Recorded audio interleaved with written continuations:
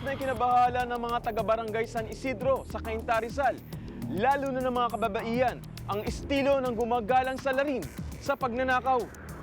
Subalit ang mas lalong nababahala ay si Lito. Dahil sa tuwing magsasampay ang misis niya ng nilabang panty, bigla na lang itong parang bulang naglalaho sa kanilang sampayan.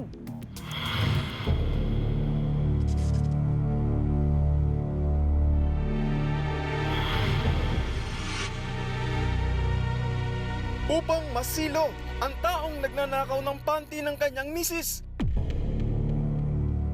muling nagsampay si Lito sa harap ng kanilang bahay. At sa pagkakataong ito, ang mga panty na kanyang isinampay ay hindi ginamit ng kanyang misis. Bagkus, siya ang gumamit upang asarin ang sinumang magnanakaw ng underwear ng kanyang misis.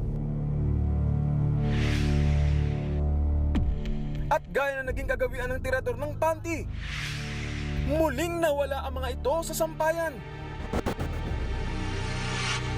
Tek! Maya-maya pa, ng araw din yon, Lasing ako. bigla na lang inabutan ni Lito ang nakikitira sa kanilang bahay na si Nitoy na mainit ang ulo.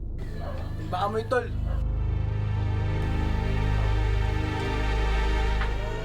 Dekwat mo na naman to? Dito napag-alaman ni Lito na ang tirador ng panty ng kanyang misis ay ang kaibigang si Nitoy. Bagay na kanyang tinawanan lamang noong una. Subalit isang araw, napansin ni Lito na habang mahimbing ang tulog ng kaibigang si Nitoy, nasa bulsa nito ang panty ng kanyang misis. Siyempre, ako lalaki ko, asawa ko. Nagtatanim na sa isip ko yung bakit ginaganito ako eh. Barkada ko, kainuman ko araw-araw eh. Ginagato niya ako.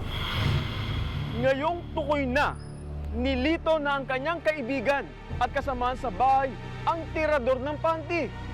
Hinayaan lamang niya ito. Subalit ang umpisa ay nakakatawang gawain ng kaibigan. Magsisilbi palang kalbaryo para sa kanya.